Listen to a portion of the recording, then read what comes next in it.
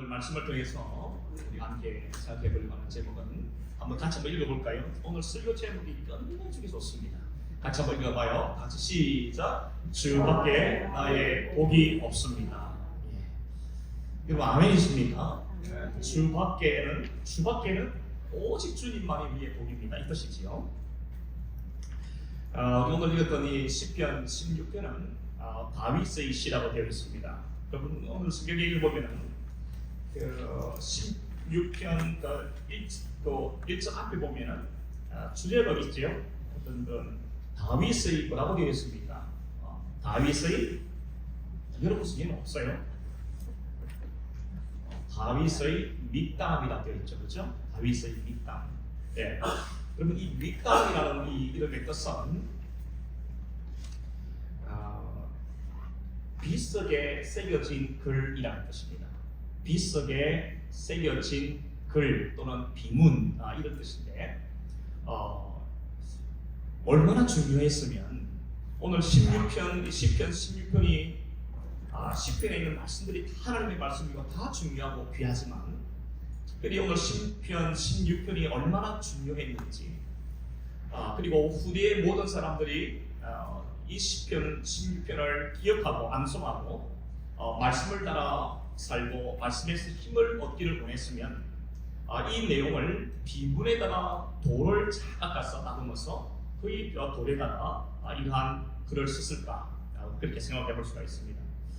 다윗의 생애는 크게 두 가지 큰 사건이 있었죠. 첫째는 그가 사울 왕으로부터 도망자가 되어서 약 한 13년 이상을 모진 박해와 위협과 고통 가운데서 그가 살았습니다. 청소년기 시절에 사춘기 시절에 그가 사울 왕의 눈밖에 나서 미움을 받아서 그렇게 고난을 많이 받았던 큰 사건이 하나 있었고요. 그 다음에 왕이 되고 난 다음에는 또 큰 사건은 그의 아들이었던 압살롬의 반역, 압살롬의 쿠데타로 인해서 쫓겨다녀야 하는 그런 신세를 제야했던 때가 있었죠. 이 두 가지 사건이 다윗의 인생 가운데 가장 큰 시련, 정말 생명의 위협을 받을 수 있는 그러한 두 사건이라고 말을 할 수가 있겠습니다. 오늘 이 본문은 다윗이 당한 고난과 위기가 무엇인지를 구체적으로 설명은 하고 있지는 않습니다. 이게 사울 왕을 피할 때 적었던 시인지 아니면 압살롬의 반역 때문에 너무 고통 가운데 기록했던 말씀인지 아니면 또 다른 인생의 고난과 시련 가운데에서 기록한 말씀인지 우리는 그것이 뭔지는 구체적으로 알 수가 없습니다. 그런데 분명한 사실은 지금 다윗이 매우 심각한 위기 가운데 생명이 위협을 받는 그러한 위기 가운데에 놓여 있다는 것을 이제 말씀 통해서 볼 수가 있습니다. 여러분 본문 1절을 말씀을 한번 보십시오. 본문 1절을 보시면 하나님이여 나를 지켜주소서 내가 주께 피하나이다. 여러분 이거는 굉장히 다급한 상황입니다. 다윗이 지금 무슨 일로 이렇게 지금 위기 가운데 빠지게 되었는지는 알 수 없습니다만은 그러나 분명한 사실은 다윗은 지금 굉장히 위험하고 생명이 굉장히 위태로운 그런 지형에 빠지게 된 것입니다. 다윗은 인간의 힘으로 도무지 감당할 수 없는 무수한 어려움을 당했던 사람입니다. 다윗의 일생을 보면은 다윗만큼 가난한 사람이 없었고 또 다윗만큼 위험한 일을 당했던 사람들도 흔치 않았고 다윗만큼 미움을 받았거나 다윗만큼 고난과 시련을 당한 사람은 우리가 성경 인물 가운데서 찾아보기 힘들 정도입니다. 우리는 그냥 다윗 그러면은 그냥 믿음의 사람이고 다윗 그러면 우리와는 차원이 다른 사람이라고 생각하지만 다윗의 출생과 성장 배경과 왕이 되기 전과 후를 보면 다윗만큼 고난을 많이 당하고 어려움을 당한 사람은 여러분 성경에서 찾아보기가 쉽지 않습니다. 이런 면에서 다윗을 대하여 우리는 뭐라고 말할 수 있느냐면 장차 오실 예수 그리스도의 모형이 된다. 장차 오실 예수님의 그림자와 같은 역할을 하고 있다. 이렇게 말할 수가 있는 겁니다. 다윗의 삶이 다윗의 그 고난과 그 어려움 가운데에서도 신앙을 잃지 아니하고 끝까지 신앙을 지키는 이런 모습을 통해서 장차 오실 예수님께서 어떤 모습으로 오시게 되는지 어떤 삶을 사시게 되는지를 다윗을 통하여 우리는 어느 정도 가늠할 수가 있게 되는 것입니다. 다윗은 하나님께 자신의 보호자가 되어 주셔서 지켜달라고 간구하고 있습니다. 다윗은 우리가 아는 바대로 어렸을 때부터 목동으로 자랐습니다. 집에서 하루 이틀 또는 일주일씩이나 멀리 떨어진 곳으로 그의 양들을 몰고 다니면서 자기 손으로 직접 키우기도 했던 목동의 생활을 길게 했죠. 그때 다윗은 가는 곳마다 그가 무엇을 만드는가 하면 울타리를 만들었습니다. 이 울타리를 만들어서 사나운 짐승으로부터 자기 양떼를 지켜주는 그런 일들을 했죠. 오늘 다윗이 1절 말씀에서 나를 지켜주소서 할 때 이 지켜달라는 이것이 바로 히브리어로 바꾸면 이게 울타리라는 것이에요. 그러니까 이게 무슨 말이냐면 하나님이여 나의 울타리가 되어 주십시오 이 뜻입니다. 나를 지켜달라고 그러지만 사실은 하나님께서 내 인생의 울타리가 되어 주십시오. 나는 지금 굉장히 위험한 지경에 빠지게 되었습니다. 하나님이여 내가 지금 내일을 기약할 수 없는 위기 가운데 빠져 있습니다. 하나님 나의 울타리가 되어 주십시오. 그렇게 지금 기도하고 있는 것입니다. 여러분 사실 이 다윗은 자신의 전 인생을 통해서 하나님께서 자신의 목자가 되어 주시고 울타리가 되신다는 사실을 수많은 경험을 통해서 알고 있었습니다. 다윗이 목동 생활할 때에도 그렇고 그가 사울 왕을 피해서 도망다닐 때에도 그랬고 왕이 되고 난 다음에도 그랬고 아들 압살롬의 반역이 일어났을 때 수많은 반란들이 일어났을 때에도 하나님께서는 다윗의 울타리가 되어 주셨습니다. 다윗의 보호자가 되어 주셨고 다윗의 피난처가 되어 주셨어요. 이것을 다윗은 어릴 때부터 지금까지 평생을 통해서 하나님이 나의 울타리가 되시고 하나님이 나의 피난처가 되시고 하나님이 나의 보호자가 되신다는 사실을 다윗은 인생의 경험을 통해서 뼈저리게 깨닫고 있었습니다. 그렇기 때문에 오늘 다윗은 본문 2절에서 뭐라고 고백을 하느냐면 주 밖에는 나의 복이 없습니다. 다른 말로 말하면 하나님 없이는 모든 것이 헛됩니다. 하나님이 안 계시면 나의 모든 안전은 헛사입니다. 이런 뜻입니다. 다윗이 고백을 하였죠. 주 밖에는 나의 복이 없습니다. 사랑하신 여러분, 세상에는 두 종류의 사람이 있어요. 성경을 읽어보면 두 종류의 사람이 있어요. 하나는 물질이나 명예나 권력을 통해서 만족을 얻으려 하는 사람들이 있습니다. 하나님 밖에서 하나님 외에 복을 찾으려는 사람들이죠. 그것을 복이라고 믿고 그것을 위해서만 살아가는 사람들 여러분 이 땅에는 참 많습니다. 또 한 부류의 사람이 있다면 오늘 이 다윗의 고백처럼 하나님 안에서 복을 찾는 사람, 하나님 밖에 나의 복이 없음을 인정하는 사람, 하나님에게서만 복을 찾는 사람이 있어요. 항상 이렇게 두 종류의 사람이 있는 것입니다. 사실 여러분 이 다윗을 보면 복이라고 할 만한 것들이 참 많이 있었습니다. 그가 다윗이 왕이 되고 난 다음에 그의 나라는 굉장히 강성해지기 시작했습니다. 그 나라가 강성해지는 것을 보면 다윗은 참 복 있는 사람이다 이렇게 생각할 수가 있죠. 그런가 하면은 그의 왕권이 얼마나 강력해지는지 모릅니다. 어느 누구도 이제는 넘볼 수 없는 고대 어떤 제국도 다윗의 왕국을 쉽게 대하기 어려운 그만큼 그의 나라가 강력해지고 평안해지고 왕권도 강력해졌습니다. 왕권이 강력하다는 것, 여러분 이것도 어찌 보면 복이 아니겠습니까? 그의 백성들로부터 지지와 존경과 사랑을 한 몸에 받고 있었습니다. 여러분 이것도 복이라고 말할 수가 있는 거예요. 그의 자식들도 이제 잘 자라고 있었습니다. 압살롬이 반역하기 전까지는 그의 자녀들이 잘 자라고 있었어요. 그러니까 여러분 자녀들이 잘 되니까 이것도 복이라고 말할 수 있지 않겠습니까? 그러니까 여러분 다윗은 세상적인 관점에서 볼 때는 그가 복 있는 사람임에 틀림이 없고 그가 복이라고 말한다 할지라도 과언이 아닐 것입니다. 그런데 다윗이 1절 말씀에서 그의 생각이 완전히 무너지기 시작합니다.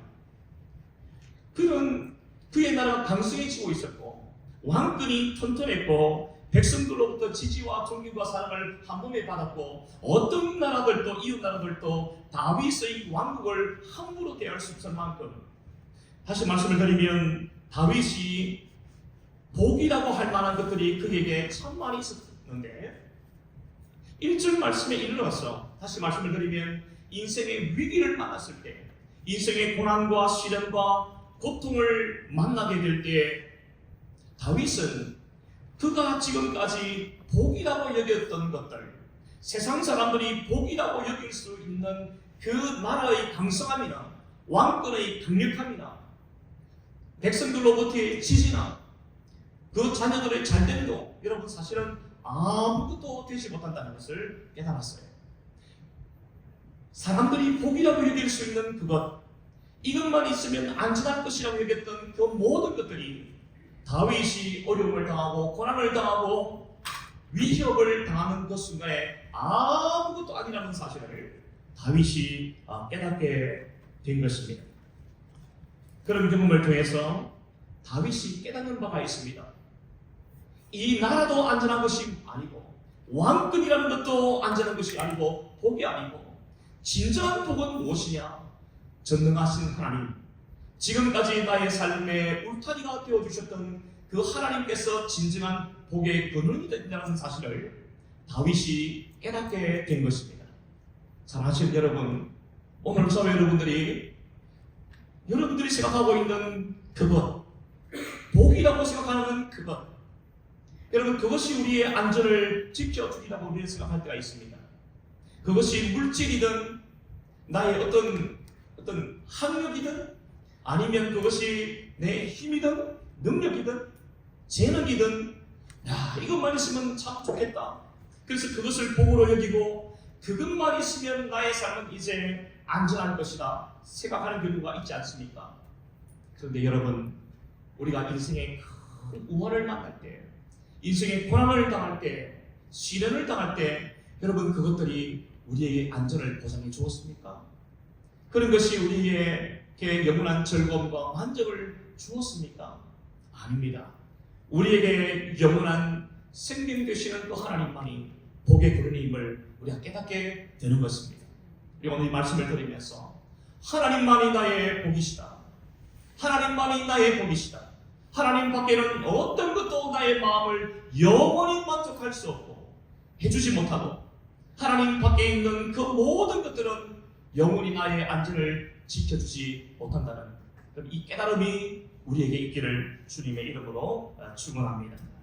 다윗은 고난과 위험한 상황을 만날 때에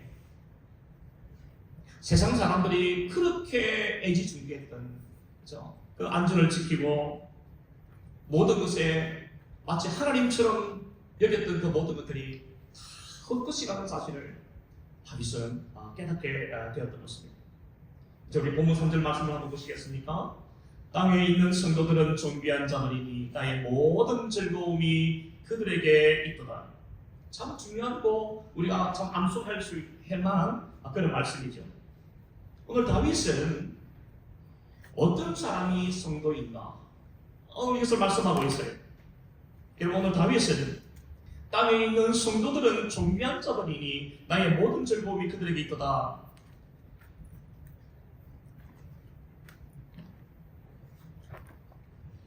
어떤 사람이 성도인가? 여러분, 우리는 성도님 그러죠? 교회에 오면 아무개 성도님이라고 부르고 우리도 성도란 말이에요. 여러분, 여기서 말하는 이 성도는 어떤 사람인가? 이 땅에 소망을 두지 않고 하나님만 소망하는 사람. 세상에 있는 돈이나 물질이나 권력이나 힘을 의지하기보다 하나님만을 의지하는 사람을 가리켜서 성도라고 말을 하고 있습니다. 적어도 오늘 본문을 묵상해 보면은 다윗이 생각하고 있는 성도의 모습은 하나님만을 나의 울타리로 여기고 하나님을 나의 피난처로 여기고 하나님만을 나의 소망으로 삼고 살아가는 사람을 가리켜 다윗은 성도라고 그렇게 부르고 있습니다. 여러분, 이 성도라는 말을 이 히브리어를 보니까 카다시라고 말합니다. 이 카다시. 오늘 이 말씀에서 기록하고 있는 카다시, 성도라는 말은 거룩하게 구별된 자들이라는 것이에요. 한번 따라하십시다. 거룩하게 구별된 사람들. 예, 교회라는 의미와 참 흡사하죠. 성도는 어떤 사람이냐? 거룩하게 구별된 사람들입니다. 성도는 이 땅에서 살아가는 사람들이지만 세상 사람들과는 구별된 사람이에요. 세상을 바라보는 관점도 달라요. 삶과 죽음에 대한 이해나 관점도 완전히 달라요. 이 땅에서 어떻게 살아가야 하는가, 인생관도 달라요. 우리의 인생이 마지막이 어떻게 될 것인가, 우리 인생의 종말론도 다른 사람이에요. 여러분, 성도라는 것은 세상 사람들과 같이 섞여 있으니까 누가 성도인지 그 모습을 보면 우리가 알 수 없습니다만, 이 성도는 어떤 사람이냐? 구별된 사람이에요. 거룩하게 구별된 사람이에요. 이 땅에서 살지만 그 눈이 땅만을 바라보는 사람이 아니라 위로 올려다보는 사람이 성도예요. 여러분, 우리가 종종 말씀을 드립니다만 이 안드로포스라고 하는 이 인간이라는 것은 뜻이 뭐냐면 올려다보는 존재입니다. 올려다보는 존재, 누구를 바라본다는 것입니까? 전능하신 하나님, 우리에게 생명 주신 우리 아버지 하나님만을 바라보는 거예요. 예수 그리스도를 바라보는 사람들. 여러분, 이것이 바로 인간입니다. 그러니까 인간답게 살기 위해서는 하나님이 처음 창조하신 하나님의 형상과 모양을 따라 살기 위해서는 그 사람이 어떤 사람이 되어야 되느냐면 항상 올려다보는 존재, 우리에게 생명 주신 하나님을 나의 아버지로 모시고 살아가는 사람, 예수를 바라보고 예수를 깊이 생각할 수 있는 사람. 여러분, 이 사람을 우리는 성도라고 부를 수가 있는 것이고, 그렇게 살아갈 때에야 비로소 우리는 인간답게 산다고 말할 수 있습니다. 법을 잘 지키고 남을 돕고 그 이쁨이 고상하면 인간이 아니라, 그렇게 산다 할지라도 예수 그리스도를 믿지 않는 사람, 그의 영이 살아나지 못한 사람은 여러분 죽으면 다 지옥 갑니다. 오늘 우리가 이 부분에 대해서 명확해야 돼요. 우리가 인간답게 살기 위해서 인간이 되어야 되겠는데 올려다보는 존재가 될 때, 예, 그 사람이 바로 성도인 것입니다.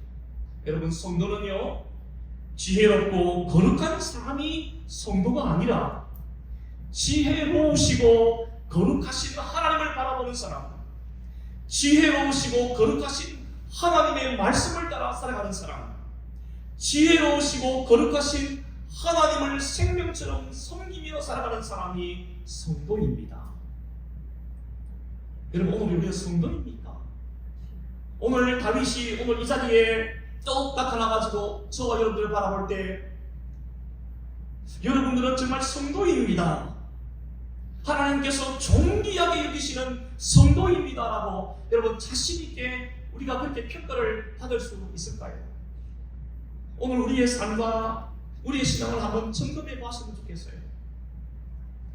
그냥 교회 출석하니까 성도라고 부릅니까? 여러분, 이거 성도 아니에요. 세상에 살아도 세상 사람들과 똑같이 사는데 여러분, 우리가 어떻게 성도라고 부릅니까? 생각도 그렇고 인생의 가치관도 그렇고 모든 것을 바라볼 때 그들과 똑같이 바라본다면 우리는 그냥 그 사람들 중에 한 사람으로 되고 말 것입니다. 여러분, 오늘 우리가 이 3절 말씀을 보면서 깨닫는 것이 있죠. 성도가 되겠구나. 성도라는 이름이 너무 귀한 이름이구나. 성도라는 사람은 날마다 하나님만을 바라보고 그 말씀 내에 순종하며 살아가는 사람이 성도이구나. 세상적인 가치관이 아니라 하나님 나라의 가치관을 가지고 살아가는 사람이 성도이구나. 여러분, 이런 성도의 삶을 살아가실 수 있는 우리 모두가 되기를 주님의 이름으로 축원합니다. 그러면 하나님 나라의 가치는 뭘까요? 어떻게 사는 것이 하나님 나라의 가치관을 가지고 살아가는 것입니까? 마태복음 5장 8국에 정확하게 나와 있습니다. 심령이 가난한 자는 복이 있나니 천국이 저희 것이며 해서부터 의를 위하여 핍박받는 자는 끝나는 그 8가지의 복, 그 8복의 핵심 가치를 가지고 살아가는 사람을 가리켜 우리는 하나님 나라의 가치를 가지고 살아가는 사람이라 이렇게 말할 수가 있는 겁니다. 그러면 성도이면서 나그네로 불리움을 받는 저와 여러분들이 이 땅에서 어떤 마음으로 살아가야 할까? 우리가 어떤 삶의 태도를 가지고 살아가야 할까? 여러분 6절 말씀을 한번 보시겠습니다. 6절 말씀 같이 한번 읽어볼까요? 시작. 내게 줄로 지어준 구역은 아름다운 곳에 있으며 나의 기업이 실로 아름답도다. 여러분, 성도는요 이 6절 말씀을 잘 이해해야 합니다. 성도라는 이름으로 살기 위해서는 이 6절 말씀을 잘 묵상하고 이 뜻을 깨닫고 살아가야 하겠습니다. 여러분, 내게 줄로 지어준 구역, 이 말씀은 하나님께서 다윗에게 허락하신 그 이스라엘이라는 나라입니다. 이게 하나님께서 다윗에게 주신 구역이에요. 그 구역, 바운더리 라인을 말하는 것인데, 하나님께서 다윗에게 주신 구역이 뭐냐면은 줄로 딱 재가지고 준 것이 뭐냐면은 이스라엘이라는 그 나라입니다. 근데 그래서 오늘 이 말씀이 참 가지고 있는 그 의미가 중요해요. 하나님께서 줄로 지어 주셨으니까 여러분 실수가 있거나 오차가 있을까요? 하나님께서 다윗을 보고 이 줄로 자로 이렇게 딱 재가지고 이렇게 주셨다면은 하나님의 그것이 뭐가 잘못이 있을까요? 오차나 그런 것이 있겠습니까? 한치의 오차가 없겠죠. 그러니까 정확하다는 의미도 있지만요, 더 중요한 의미가 있어요. 그것은 내게 줄로 지어준 구역이 가지고 있는 이 의미는 그 안에 그렇게 하신 하나님의 그 일은 그 안에는 하나님의 뜻과 목적이 있다는 것입니다. 하나님께서 다윗에게 이스라엘이라는 나라를 주신 이유는 그 안에는 하나님의 뜻과 목적과 계획이 있는 거예요. 이 말씀의 의미를 한번 생각해 보십시오. 눈에 보이는 크기나 많고 적음에 우리의 마음을 빼앗겨서는 안 됩니다. 그것에 따라서 불평하고 원망하면 안 된다는 것이에요. 왜냐하면 하나님께서 줄로 지듯이 그렇게 우리 한 사람 한 사람에게 주신 것들은 실적으로 그것이 크고 작음의 문제가 아니라 역할의 차이이기 때문입니다. 여러분, 대표적인 우리 설명을 드린다면 달란트 비유예요. 하나님께서는 어떤 사람에게는 줄로 재듯이 구역을 허락했는데, 이것을 다른 말로 바꿔보면 어떤 사람에게는 5달란트라고 하는 큰 것을 맡기셨어요. 그러니까 어떤 사람에게는 2달란트를 맡기셨어요. 그리고 마지막으로 한 사람에게는 1달란트를 맡기셨습니다. 하나님이 차별하신 겁니까? 너는 잘나고 많이 배우고 잘생겼으니까 5달란트를 내가 줄게. 너는 조금 띨띨하고 모자라니까 내가 2달란트만 줄게. 너는 형편이 없으니까 너는 1달란트만 줄게. 하나님께서 차별하신 거예요? 아닙니다. 하나님은 차별하신 게 아니에요. 달란트 비유가 우리에게 가르쳐주는 교훈이 무엇입니까? 역할의 차이인 겁니다. 역할의 차이예요. 그러면 우리는 자꾸 어떤 생각을 하냐면, 하나님 왜 저 사람한테는 5달란트를 주고 나한테는 2달란트를 줍니까? 역할의 차이를 몰라요. 그냥 크고 많은 그것만 눈이 꼽혀가지고 하나님께 원망하고 불평합니다.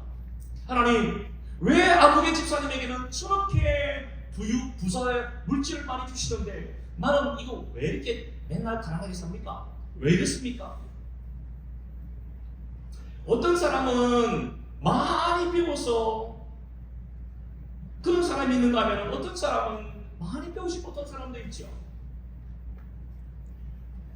그러니까 우리가 자꾸 오해하고 자꾸 실수하는 게 뭐냐면은 하나님 왜 저 사람한테는 이렇게 주고 나는 이렇게 줍니까? 자꾸 비교 의식을 가지는 거예요. 그런 비교 의식에서는 하나님께서 그렇게 하신 뜻과 목적을 절대 깨닫지 못합니다. 여러분 그 영화가 있죠, 그렇죠? 영화나 드라마가 있으면 이제 그 감독이요, 이제 이런 생각을 하죠. 어떤 영화를 만들기 전에 또는 드라마를 만들기 전에 감독은 반드시 생각을 합니다. 주인공은 어떤 사람을 내가 이렇게 하이링하고 그 주인공의 배우자는 누구를 하고 이 주인공을 괴롭히는 역할은 어떤 배우를 쓰고 그리고 또 어떤 사람은 또 어떻게 쓰고 다양한 수많은 배역들을 감독은 생각을 합니다. 그리고 그에 맞는 사람들을 데리고 와요. 그래서 주인공 사람에게는 이런 역할을 맡기고 그 다음 사람에게는 이런 역할을 맡기고 다양한 역할을 맡겨서 작품을 만들어 갑니다. 그러니까 여러분 감독에게는 뜻과 목적이 있는 거예요. 계획이 있는 것입니다. 그런데 여러분 어떤 사람이 주인공이 되는데요. 어떤 사람은 지나가는 행인 1이 되는 거예요.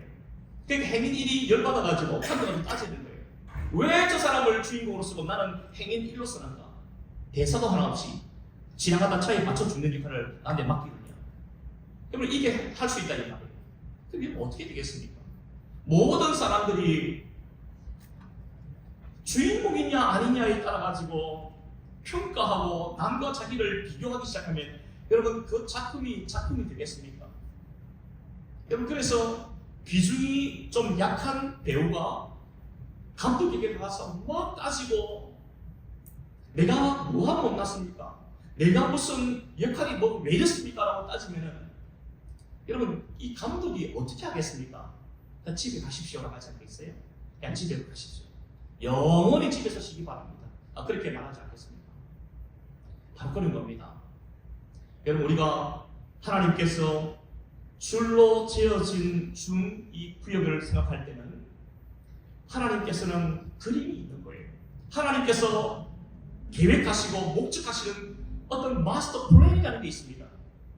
하나님 나라의 플랜이 있는데 최신수 목사는 최신수 목사로서의 역할을 해서 하나님의 나라가 확실하게 드러나게 만들어주고 아무개 성도님은 아무개 장로님은 아무개 권사님은 그들에게 맡겨주신 역할이 있었어. 그것이 얼마나 크냐 적으냐 사람들이 보기에 좋아하느냐 안 좋아하느냐의 문제가 아니라 그저 하나님의 완벽한 그 계획과 뜻에 따라서 적재적소에 사용하는 역할의 차이인 것입니다. 그러면 저와 여러분들에게 있어서 할 일이 무엇이겠습니까? 충성될 거예요.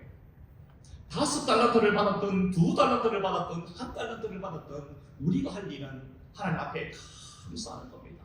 하나님, 나 같은 사람을 하나님 나라의 일꾼으로 불러주셨네요.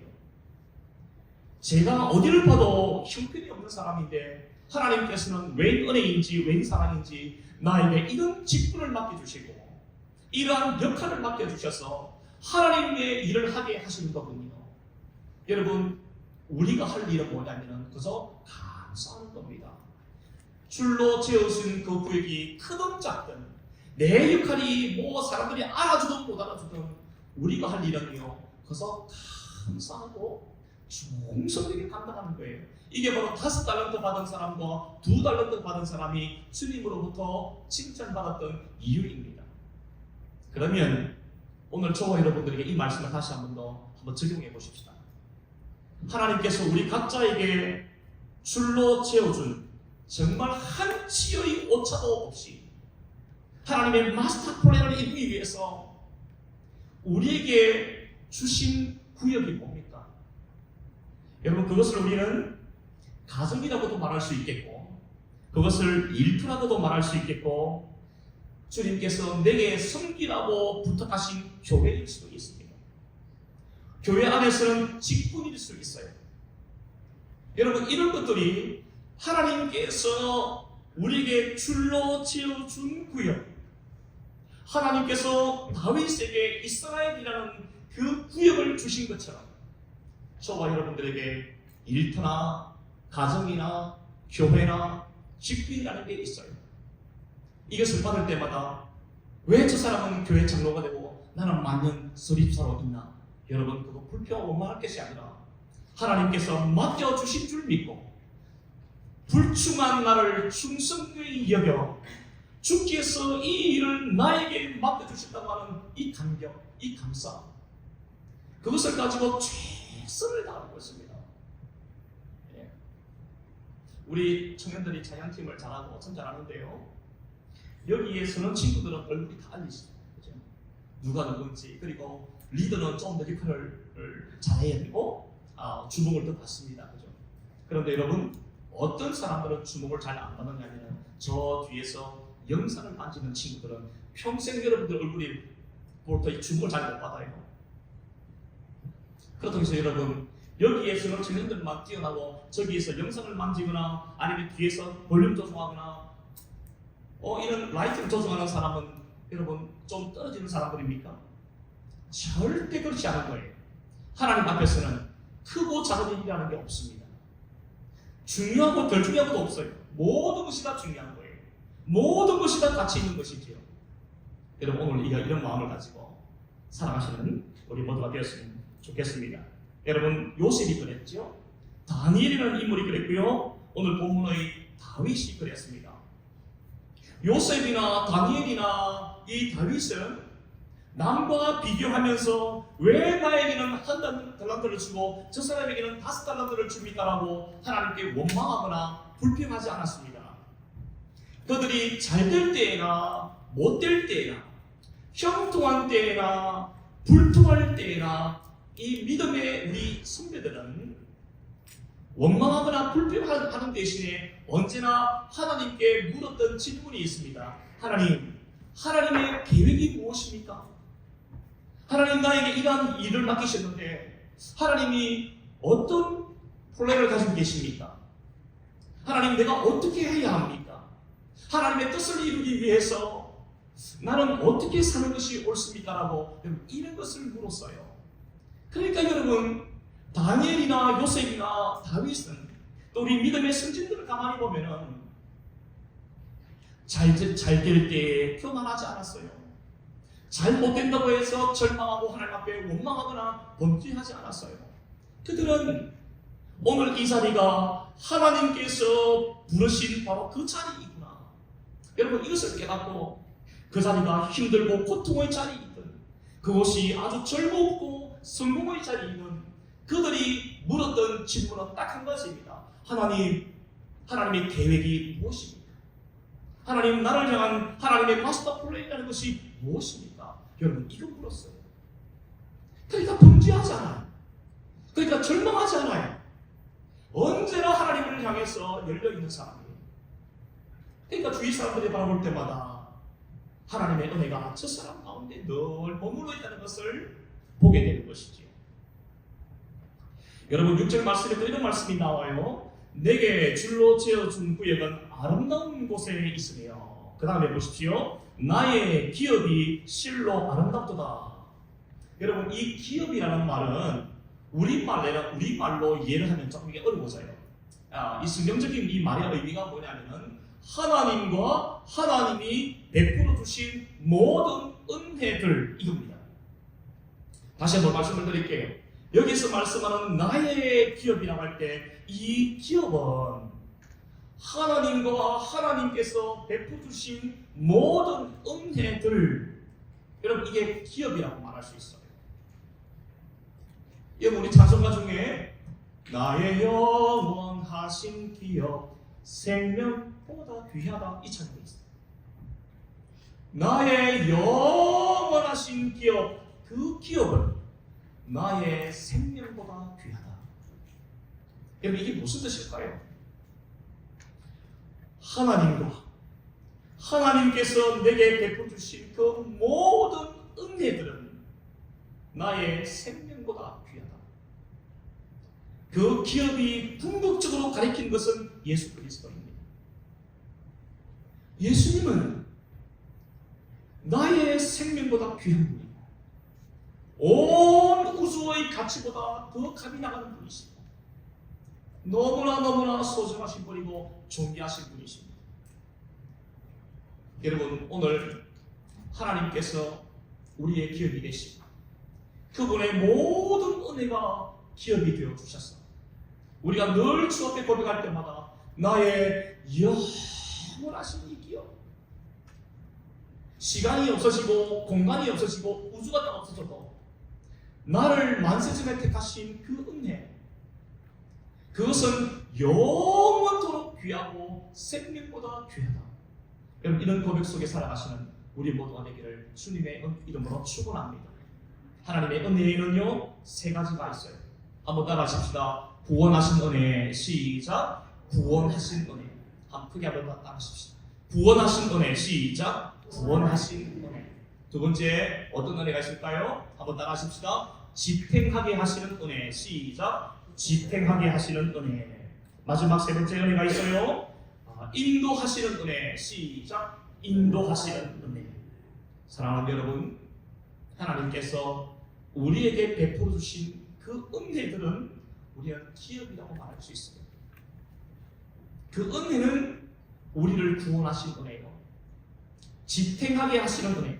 여러분, 우리가 얼마나 넘어지고 실수하고 절망하고 힘을 잃을 때가 많아요. 그럴 때도 우리 하나님께서는 우리를 구원하신 그분께서는 우리를 지탱하도록 우리를 붙들어 주시는 은혜, 끝까지 책임져 주시는 은혜, 흔들리고 낙심하지 않도록 다시금 힘을 주시는 그 은혜, 지탱하게 하는 은혜가 있어요.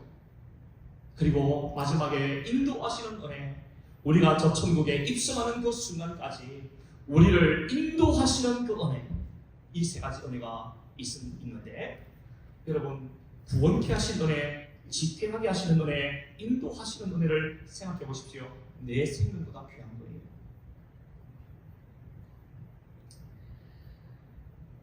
사랑하신 여러분, 이런 신앙을 가진 사람은 인생의 고난과 역경 중에서도 절망하지 않고 흔들리지 않습니다. 아삽이 기록했던 시편 73편 마지막 절에 가보면은 하나님께 가까이함이 내게 복이라 그랬습니다. 하나님께 가까이함이 내게 복이라. 하나님을 가까이하는 사람은 흔들리지 않습니다. 하나님을 가까이하는 것이 우리를 지탱하게 만들고 안전하게 만들고 평안하게 만들고 힘을 얻게 만들어줍니다. 여러분, 우리가 지갑에 돈이 좀 있으면 어떻습니까? 좀 편안하지 않습니까? 좀 안전하다는 느낌이 들지요.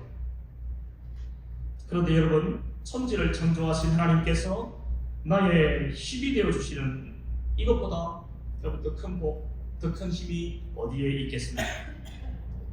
나의 힘이 되신 여호와께서 어제나 오늘이나 영원토록 나와 함께 계시고 그 능력의 팔로 나를 붙들고 계심을 믿는다면 우리는 오늘 다윗처럼 고난 중에도 소망을 가질 수 있고 고난 중에 하나님을 찬송할 수 있는 사람일 줄 믿습니다. 우리 마지막으로 본문 10절과 11절 말씀을 보시면 다윗이 대단히 놀라운 고백을 하고 있는데, 여러분 한번 따라하십시다. 부활의 신앙. 시작. 부활의 신앙. 한번 보십시오. 10절 11절입니다. 이는 주께서 내 영혼을 소홀히 버리지 아니하시며 주의 거룩한 자를 멸망시키지 않으실 것임이니이다. 주께서 생명의 길을 내게 보이시리니 주의 앞에는 충만한 기쁨이 있고 주의 오른쪽에는 영원한 즐거움이 있나이다. 여러분, 생명이 위협받는 순간에도 하나님께서는 지켜주시고 보호하시는데 내 영혼을 소홀에 버리지 아니하시며 지옥에 버리지 아니하시며 주의 거룩한 자 성도를 멸망시키지 아니하실 것임이니이다. 여러분, 여기서 우리는 다윗의 그 부활의 신앙을 엿볼 수가 있어요. 하나님께서는 나를 음부에 이 스올에 버리지도 아니하시고 영원히 나를 멸망시키지 아니하실 것이다. 12절에 주께서 생명의 길을 내게 보이실 것이다. 사랑하는 여러분, 이 다윗은 오늘 이 시편 11편을 통해서 그가 주인공이 되지 않습니다. 장차 오실 예수 그리스도, 여러분, 우리 주님께서는 저와 여러분들을 살리시기 위해서 엄부에 가셨으며 죽음의 고통을 경험하셨으며, 그러나 그 주님은 영원히 죽지 아니하시고 3일 만에 부활하신 주님이라고 말씀해 주셨습니다. 성부께서 그를 죽음에서 다시 살리시고 다시금 생명을 얻게 하시고, 그 예수 그리스도를 믿는 자들마다 하나님의 자녀가 되게 해주셨고, 예수님을 믿는 자마다 부활의 소망에 참여하도록 우리를 이끌어 주셨습니다. 사랑하는 여러분, 오늘 저와 여러분들이 죽어도 다시 살겠고, 여러분, 우리가 죽음의 실체가 무엇인지를 잘 안다면, 죽음의 의미가 무엇인지를 잘 안다면, 여러분, 살아있는 동안에 우리는 참 잘 살 것입니다.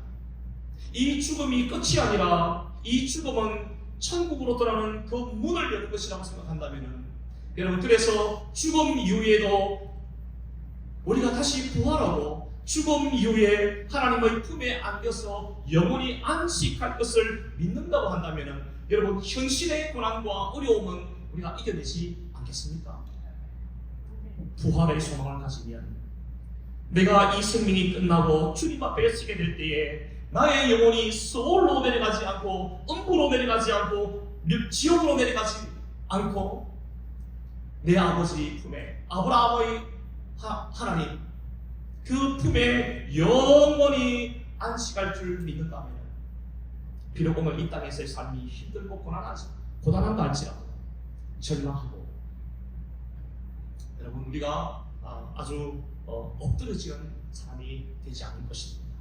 오늘 이 말씀을 통해서 평생에 우리가 다윗처럼 성도다운 이름을 가지고 우리가 살기를 바라고, 언제나 주님을 위해 오래 모시고 그분만을 소망하며 살아가시는 우리 모두가 되어서 이 땅에서의 삶도 잘 감당할 뿐만 아니라 죽음 이후에 우리 아버지 하나님의 품에서 영원히 안식할 것을 믿고 살아가시는 우리 모두가 되기를 바랍니다. 기도하시겠습니다. 살아계신 하나님 아버지, 고맙습니다.